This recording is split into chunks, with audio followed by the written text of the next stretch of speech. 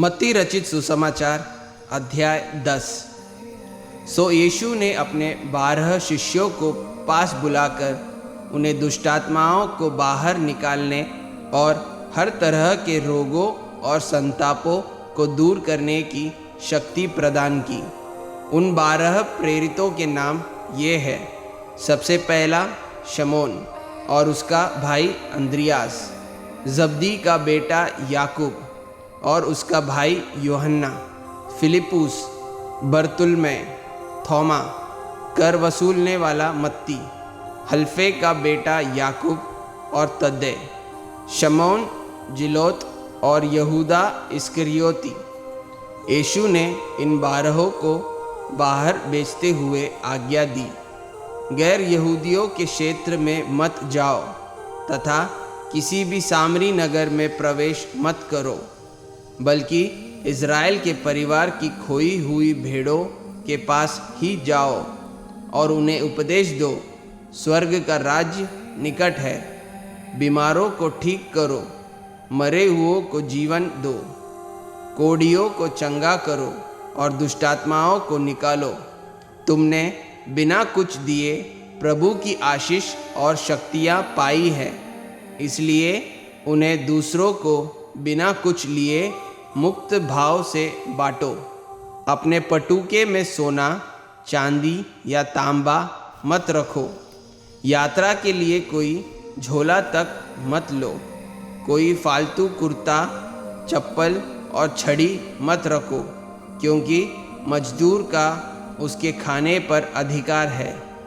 तुम लोग जब कभी किसी नगर या गांव में जाओ तो पता करो कि वहाँ विश्वास योग्य कौन है, फिर तब तक वही ठहरे रहो जब तक वहाँ से चल न दो। जब तुम किसी घर बार में जाओ तो परिवार के लोगों का सत्कार करते हुए कहो, तुम्हें शांति मिले। यदि घर बार के लोग योग्य होंगे तो तुम्हारा आशीर्वाद उनके साथ साथ रहेगा, और यदि वे इस योग्य न होंगे तो तुम्हारा आशीर्वाद तुम्हारे पास वापस आ जाएगा। यदि कोई तुम्हारा स्वागत न करे या तुम्हारी बात न सुने तो उस घर या उस नगर को छोड़ दो और अपने पाँव में लगी वहाँ की धूल वही झाड़ दो। मैं तुमसे सत्य कहता हूँ कि जब न्याय होगा उस दिन उस नगर की स्थिति से सदोम और अमोरा नगरों की स्थिति कहीं अच्छी होगी। सावधान, मैं तुम्हें ऐसे ही बाहर भेज रहा हूँ, जैसे भेड़ों को भेड़ियों के बीच में भेजा जाए। सो सांपों की तरह चतुर और कबूतरों के समान भोले बनो। लोगों से सावधान रहना, क्योंकि वे तुम्हें बंदी बनाकर यहूदी पंचायतों को सौंप देंगे और वे तुम्हें अपने आराधनालयों में कोड़ों से पिटवाएंगे। तुम्हें शासकों और राजाओं के सामने पेश किया जाएगा, क्योंकि तुम मेरे अनुयायी हो। तुम्हें अवसर दिया जाएगा कि तुम उनकी और गैर यहूदियों को मेरे बारे में गवाही दो।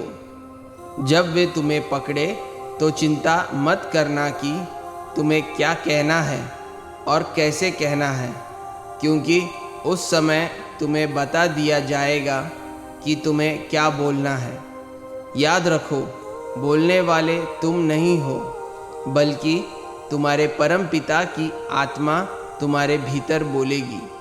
भाई अपने भाइयों को पकड़वा कर मरवा डालेंगे, माता पिता अपने बच्चों को पकड़वाएंगे और बच्चे अपने माँ बाप के विरुद्ध हो जाएंगे। वे उन्हें मरवा डालेंगे।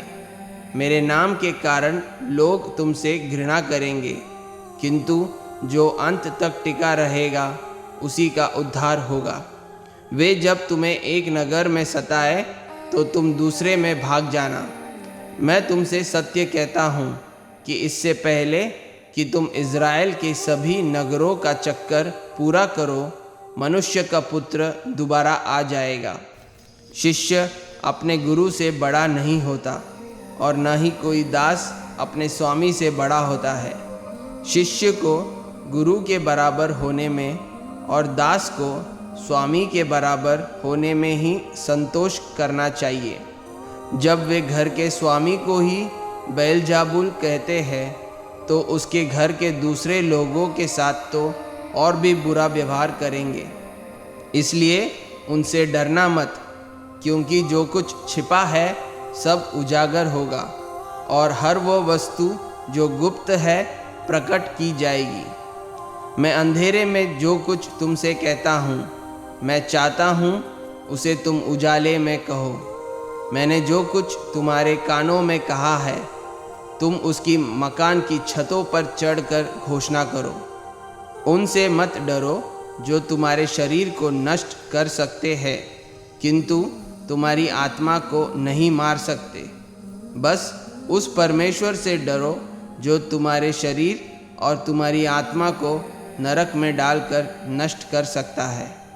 एक पैसे की 2 चिड़ियाओं में से भी एक तुम्हारे परम पिता के जाने बिना और उसकी इच्छा के बिना धरती पर नहीं गिर सकती, और तुम्हारे तो सिर का एक एक बाल तक गिना हुआ है।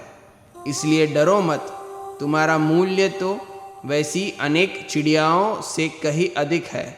जो कोई मुझे सब लोगों के सामने अपनाएगा, मैं भी उसे स्वर्ग में स्थित अपने परम पिता के सामने अपनाऊंगा। किंतु जो कोई मुझे सब लोगों के सामने नकारेगा, मैं भी उसे स्वर्ग में स्थित परम पिता के सामने नकारूंगा। यह मत सोचो कि मैं धरती पर शांति लाने आया हूँ। शांति नहीं, बल्कि मैं तलवार का आवाहन करने आया हूँ। मैं यह करने आया हूँ, पुत्र पिता के विरोध में, पुत्री माँ के विरोध में, बहू सास के विरोध में होंगे। मनुष्य के शत्रु उसके अपने घर के ही लोग होंगे। जो अपने माता पिता को मुझसे अधिक प्रेम करता है, वह मेरे होने के योग्य नहीं है। जो अपने बेटे बेटी को मुझसे ज़्यादा प्यार करता है, वह मेरे होने के योग्य नहीं है। वह जो यातनाओं का अपना क्रूस स्वयं उठाकर मेरे पीछे नहीं हो लेता, मेरा होने के योग्य नहीं है। वह जो अपनी जान बचाने की चेष्टा करता है, अपने प्राण खो देगा, किंतु जो मेरे लिए अपनी जान देगा, वह जीवन पाएगा। जो तुम्हें अपनाता है, वह मुझे अपनाता है, और जो मुझे अपनाता है, वह उस परमेश्वर को अपनाता है जिसने मुझे भेजा है। जो किसी नबी को इसलिए अपनाता है कि वो नबी है, उसे वही प्रतिफल मिलेगा जो कि नबी को मिलता है।